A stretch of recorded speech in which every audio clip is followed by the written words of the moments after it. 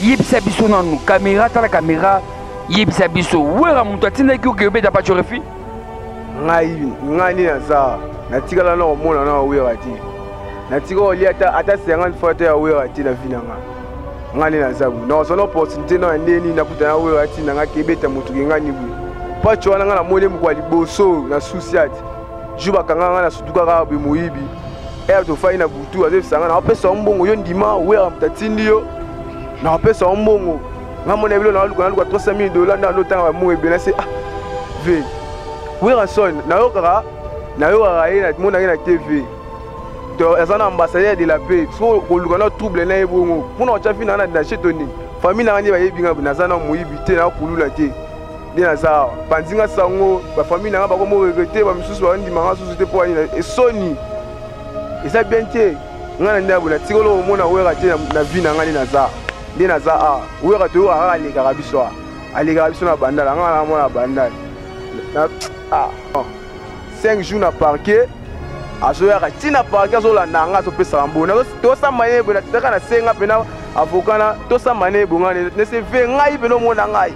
azobeta nga kaka azotala nga se ve tala nga na elongi ngai oyo nayebi yo te nayebi wera te nayoki opeka nde oyo bakai nga ozalaka journaliste natikolo omona na TV te ngani naza maliboso na nga nalika na TV sikoyo oyosanga mabongo mpo ani bilo ya bongo soki oza barelation ya bino na ndenge na bino oluka mbongo na kokinga te obimisanga na ndenge moko boye mpo ozwa mbongo eza malamu te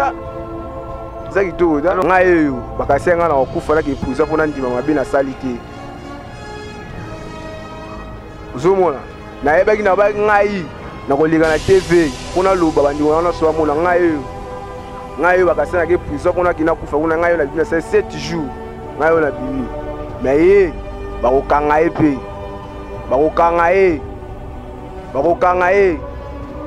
akoyelobaki aza na mbongo nga na ndima liwa mbongo wana atyelaki nga $500 nga na ndima yango mpona asala motu loka ambassadeur de la paix mabe